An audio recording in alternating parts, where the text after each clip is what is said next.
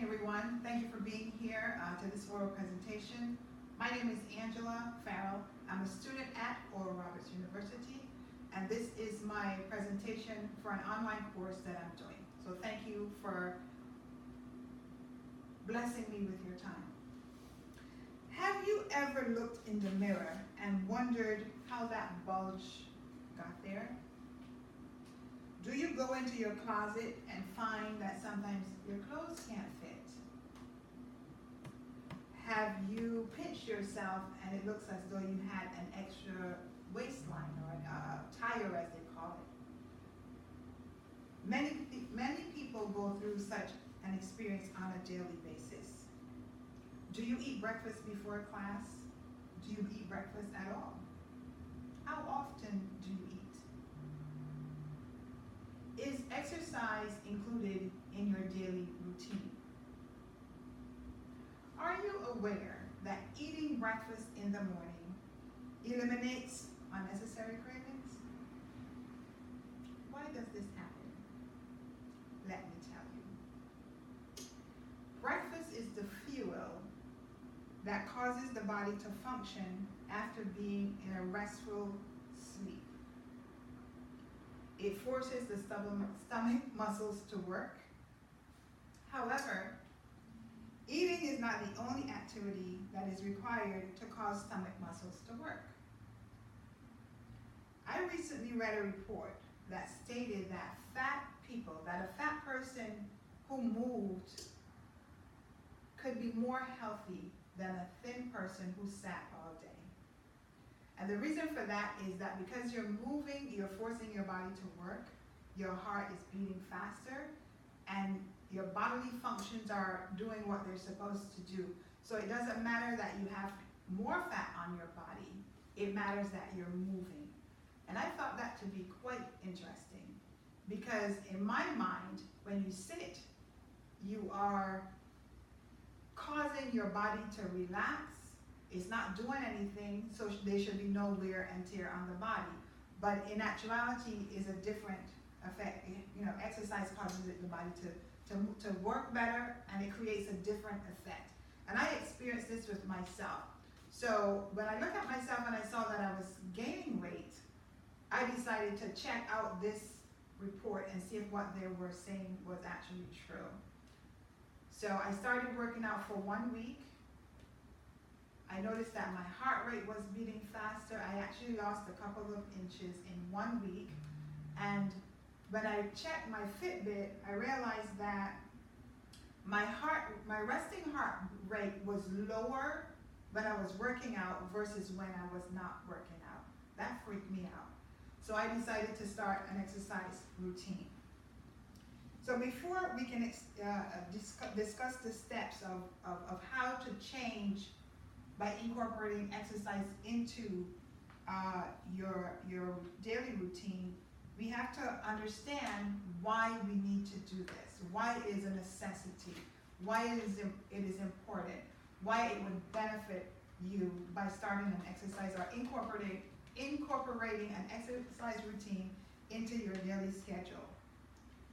As a college student, I'm sure you know that the freshman 15 is not a myth. What causes the freshman 15? When you leave home and you come into a different environment, especially on campus, what happens? You're eating fast food, fried food, unhealthy food. There are not a lot of choices. So you have to eat whatever is there. And 99% of the times, students choose what? Fast food, fried food. It's quick, it's easy, your schedules are, you have these heavy schedules, and that's just the way that it goes. And most of the times when you look in the cafeteria, the vegetables look nasty. I used to work in a college cafeteria, and I could attest to that. The vegetables, they were good, but they didn't look good. So, what is the cost of poor health?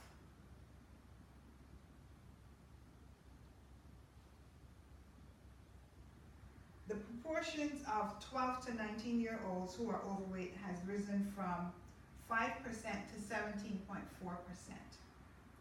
Nationally, the obesity epidemic costs an estimated $78.6 $1.5 billion in medical expenditure. That's a lot of money. Students need to value life. 300,000 people die yearly because of obesity, because they're overweight. Obesity can lead to debilitating diseases like cancer, cardiovascular disease, strokes, and more people than not who are obese have high blood pressure.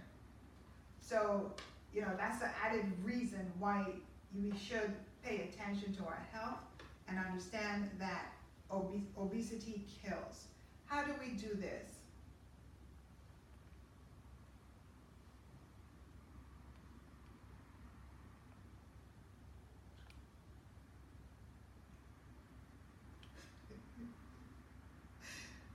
Methods that produce change. One, as a college student, you can join a team, exercise with friends, go into the gym, walk, but just move, right? There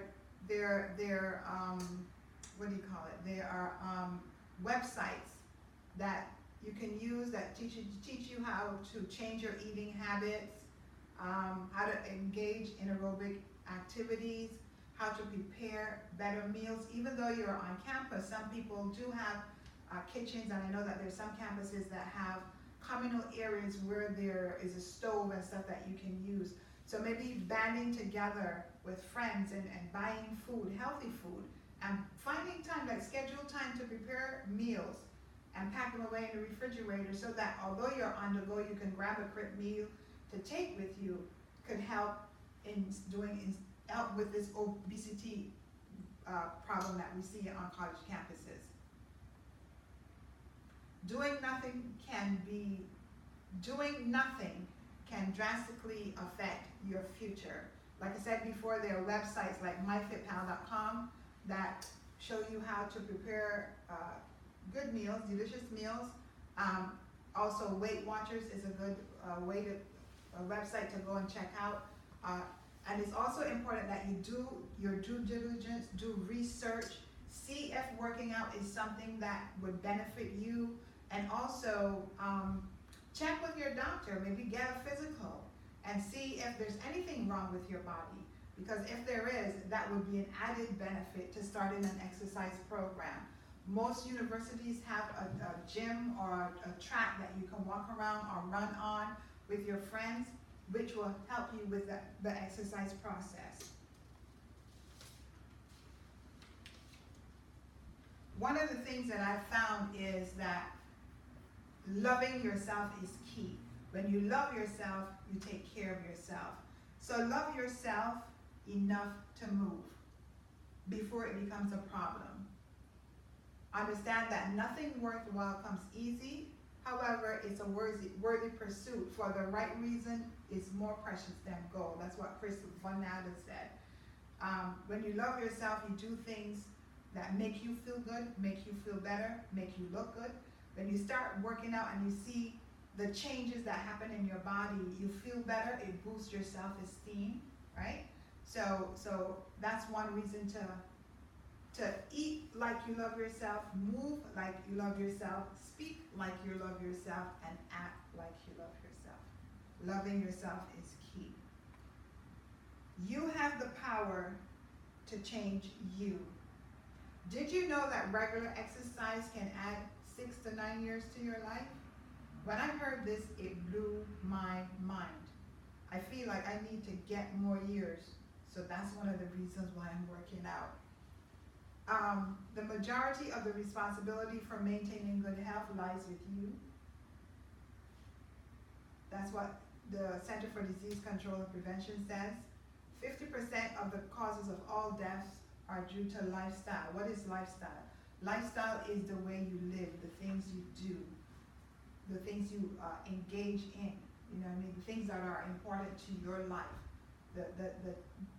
Whatever you're doing in your life, whether you comb your hair, brush your teeth, exercise, Whether you eat healthy, that's part of your lifestyle.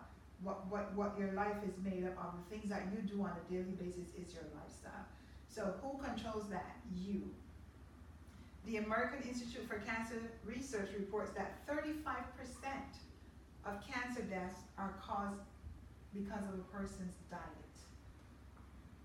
Therefore, when you eat better, the potential to live longer is greater.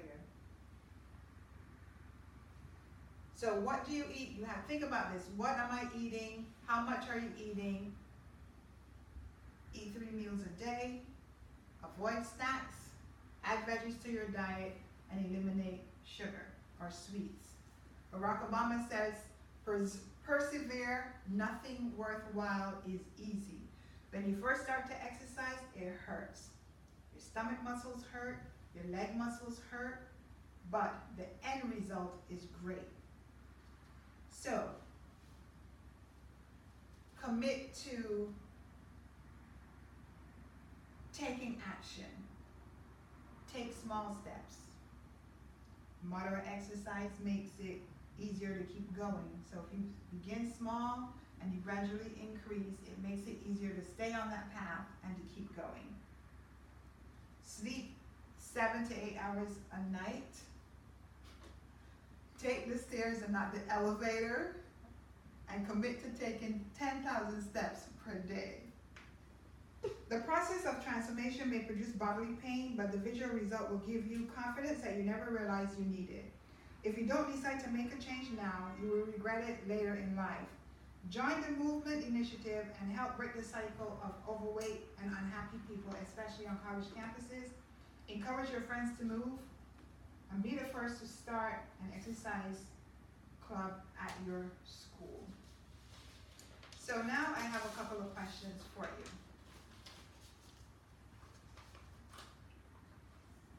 What would be a benefit to you if you exercise? Live longer. I will live longer. Okay, that's a good one. How can losing a few pounds add value to your life? It can expand my life period, and not only that, it can bring self-love to yourself, because once you see yourself in a better way, you'll start to take action more. So basically it boosts your self-esteem. Yeah. Praise Jesus. How likely are either of you to recommend a lifestyle change, maybe to one of your friends or to a family member? Very likely. Very likely. Thank you. Thank you so much for doing this for me. I really appreciate you.